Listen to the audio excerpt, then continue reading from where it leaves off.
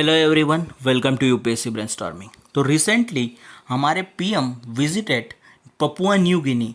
ये जो विजिट था वो कंक्लूड हुआ है और हमारा आज का टॉपिक है कि why this island country Papua New Guinea PNG is so important for India. तो देखते हैं सबसे पहले कंटेक्स्ट। ये जो विजिट था हमारे पीएम का वो 21 मई टू 22 मई था to attend forum for India Pacific island cooperation. इसका ये थर्ड समिट था। फर्स्ट समिट फिजी में हुआ था और सेकंड समिट जयपुर में हुआ था। ये जो फोरम है इंडिया पैसिफिक आइलैंड कॉपरेशन, इसमें क्या डिस्कशन होता है? Trade, investment, climate change and sustainable development. तो ये जो है कंटेक्स्ट है। अभी हम देखते हैं पपुआ न्यू गिनी के बारे में कुछ इन्फॉर्मेशन, उसका हिस्ट्री, पॉलिटी और ज्योग्राफी समझते हैं। उसके बाद हम देखेंगे कि इंडिया के लिए ये आइलैंड कंट्री इतना इंपॉर्टेंट क्यों है। तो according to world fact book, Papua जो वर्ड है ये मलयन लैंग्वेज में ये frizzy hair of Melanesian people के लिए यूज़ किया गया है। मेलेनेशियन पीपल ये प्रीडोमिनेंटली गिनी आइलैंड और अराउंड आइलैंड में आपको मिल सकते हैं, वहाँ का ये प्रीडोमिनेंट ट्राइब है। और न्यू गिनी जो वर्ड आया, ये न्यू गिनी वर्ड आया गिनी कोस्ट ऑफ अफ्रीका। तो गिनी कोस्ट ऑफ अफ्रीका से मिलते जुलते लोग, रिसेम्बलेंस है, ऐसा वो बता रहा है यहाँ पे, इसलिए पपुआ न्यू गिनी ऐसा वर्ड बना। तो पपुआ न्यू गिनी का इटेमोलॉजिकल मीनिंग ऐसा आ सकता है। उसी के साथ यहाँ पे जो इंडिजीनियस पीपल है western New Guinea coast in Indonesia और Papua New Guinea commonly called as Papuans और मेलेनेशियन पीपल, प्रीडोमिनेंट ट्राइब है यहाँ का ये मेलेनेशियन। ये जो है ये वर्ल्ड का थर्ड लार्जेस्ट आइलैंड नेशन है, lower middle income group country है और प्रीडोमिनेंटली रूरल पॉपुलेशन है। लिंग्विस्टिकली डाइवर्स है, total around more than 800 language यहाँ पे बोली जाती है एक्चुअली। तो लिंग्विस्टिकली डाइवर्स है नेशन बहुत ज़्यादा। उसी के साथ इसका आप ज्योग्राफी देखोगे तो आप इंडिया से इंडोनेशिया और बाद में ऑस्ट्रेलिया के नॉर्थ में देखोगे तो आपको पपुआ न्यू गिनी मिल सकता है। ये जो गिनी आइलैंड है, गिनी आइलैंड का जो ईस्टर्न पार्ट है वो पपुआ न्यू गिनी है और वेस्टर्न पार्ट ये इंडोनेशिया से बिलोंग करता है और इसका कैपिटल है पोर्ट मोज़्बे। यहाँ पे एक्चुअली ये समिट हुआ था। इसमें और एक इंटरेस्टिंग चीज़ है, गिनी आइलैंड को जनरली बर्ड के साथ कंपेयर किया जाता है और इसका जो ये पार्ट है इसे बर्ड्स हेड पेनिनसुला कहा जाता है और इस पार्ट को बर्ड्स टेल पेनिनसुला कहा जाता है। तो ये आपको ध्यान में रखना है, बर्ड्स हेड पेनिनसुला और बर्ड्स टेल पेनिनसुला कहा जाता है इसे। तो इसी के साथ अगर आप देखोगे तो पपुआ न्यू गिनी में दो पार्ट्स है, एक मेन आइलैंड है पपुआ न्यू गिनी आइलैंड और बाकी सब आउटर आइलैंड्स हो सकते हैं। ऐसे टोटल 600 आउटर आइलैंड यहाँ पे आपको मिल सकते हैं। तो इसका ज्योग्राफी हो गया। इसके बाद अगर आप देखोगे तो historically PNG was colonise by Germany and Britain. जो नॉर्दर्न पार्ट था वो जर्मनी के पास था और जो साउदर्न पार्ट था वो ब्रिटेन के पास था। बट फर्स्ट वर्ल्ड वॉर के बाद जर्मन पार्ट ऑस्ट्रेलिया को ट्रांसफ़र हुआ और साउदर्न पार्ट जो है ब्रिटेन ने ये अपने डोमिनियन ऑस्ट्रेलियन डोमिनियन को ट्रांसफ़र कर दिया। तो इसी तरीके से पीएनजी का नॉर्दर्न और साउदर्न पार्ट ये ऑस्ट्रेलिया के एडमिनिस्ट्रेशन में आया। बट 1975 में इसमें चेंज हुए। 1975 में पीएनजी को इंडिपेंडेंस मिला। बट ये अभी भी ब्रिटिश कॉमनवेल्थ का पार्ट है और इसका head of the state British monarch होता है। इसी के साथ ये मोनार्क जो है it is represented by governor general who is nominated by British parliament और इसका एक इलेक्टेड प्राइम मिनिस्टर भी होगा। और इनके जो प्राइम मिनिस्टर है अभी जेम्स मरापे है और आपको अभी याद होगा कि ये जब इंडियन पीएम वहाँ पे विजिट को गए थे तो इन्होंने इंडियन पीएम के फिट टच किए थे और ये जो क्लिप है काफ़ी वायरल हो गया था इंडिया में और काफ़ी लोगों ने इसे देखा था।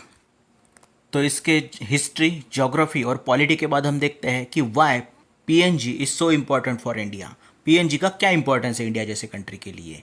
तो फर्स्ट है strategic location, then geopolitics, economic interest and political interest. तो सबसे पहले स्ट्रेटेजिक लोकेशन। तो स्ट्रेटेजिक लोकेशन में आपको ध्यान में रखना है कि पैसिफिक ओशन में इसका एक पर्टिकुलर लोकेशन है। It is located to the north of Australia, a region where China is trying to expand its influence and countries such as India, Australia and US are seeking to counter it. तो China को counter करने के लिए एक important location है Papua New Guinea का।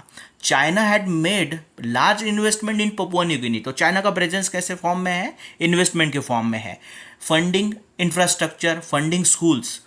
और experts का ऐसा मानना है कि फ्यूचर में चाइना क्या करेगा, in an attempt to gain military and diplomatic leverage. तो ऐसे केस में चाइना को काउंटर करने के लिए पीएनजी एक इंपॉर्टेंट कंट्री बन सकता है। Last year China signed and security pact with Solomon island located in the same reason.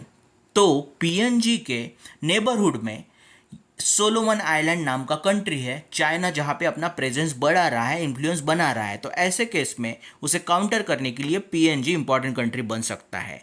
इसी साल यूएसए और पपुआ न्यू गिनी ने एक सिक्योरिटी एग्रीमेंट भी साइन किया है। देखा जाए तो यहाँ के जो रेसिडेंट है, सिटीजन्स है, ये पैसिफिक ओशन के मिलिटराइजेशन को अपोज कर रहे हैं, इस सिक्योरिटी एग्रीमेंट को अपोज कर रहे हैं। But according to USA and government of Papua New Guinea, this security agreement is important to counter the China. उसके बाद अगर आप देखोगे तो इकोनॉमिक इंटरेस्ट के लिए भी ये कंट्री इंपॉर्टेंट है।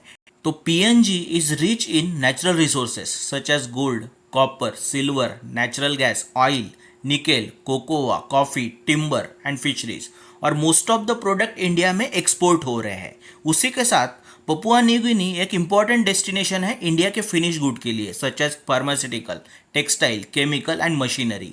और आपको ध्यान में रखना होगा कि पपुआ न्यू गिनी को उनका पहला कोविड वैक्सीन ये इंडिया से ही मिला था अंडर वैक्सीन डिप्लोमेसी। तो ये इंपॉर्टेंट चीज़ थी और इसलिए पपुआ न्यू गिनी इंडिया पे रिलाई करता है, उसे एक फ्रेंडली कंट्री मानता है और फ्रेंडली रिलेशन शेयर करता है। उसके बाद Papua New Guinea is politically important for India. ये जो समिट था, forum for India Pacific island cooperation, ये फोरम प्लस पीएम का जो विजिट था Fiji and Papua New Guinea के लिए, ये पॉलिटिकल इंटरेस्ट को बूस्ट करने के लिए था।